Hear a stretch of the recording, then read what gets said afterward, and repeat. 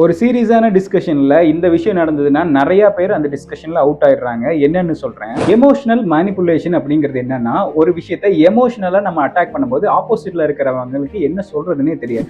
ஒரு அப்பா வீட்டில் உட்காந்துட்டு டிவி பார்த்துட்டு இருக்காரு. அவரோட பையன் வந்துட்டு ரொம்ப நேரம் உட்காந்து ஃபோன் நோண்டிட்டே இருக்கான் அப்படின்னா, அப்பா இருந்துட்டு கேட்பாரு, என்னடா ரொம்ப நேரம் ஃபோன் நோண்டிட்டே இருக்க அப்படின்னு சொல்லிட்டு கேட்கும்போது, அப்பா கிட்ட திரும்ப அந்த பையன் என்ன சொல்லுவானா, நீங்க எங்க கூட டைமே ஸ்பெண்ட் பண்றது இல்லை, எங்க நீங்க வெளியே கூட்டு போறது இல்லை அப்படின்னு சொல்லி எமோஷனலா அப்பா கிட்ட பாயிண்ட் எடுத்து வைப்பாரு. அப்ப அந்த அப்பா நல்லா திரும்ப எதுவுமே பேச முடியாது. ஸோ இந்த டைம்ல என்னன்னா, அந்த பையன் பண்ணது கிட்டத்தட்ட தப்பு தான். ரொம்ப நேரம் ஃபோன் யூஸ் பண்ணிட்டு இருந்தா, எந்த குழந்தைய ஃபோன் யூஸ் பண்ணிட்டு இருந்தா அப்பாவுக்கு பிடிக்கும், அது சரியாகவும் இருக்கும். அது கிடையாது. ஆனா அந்த பையன் என்ன பண்றாருன்னா, எமோஷனா அப்பா கிட்ட அவரோட பாயிண்ட் எடுத்து வைக்கிறாரு. இதுதான் எமோஷனல் மேனிபுலேஷன் அப்படிங்கிறது.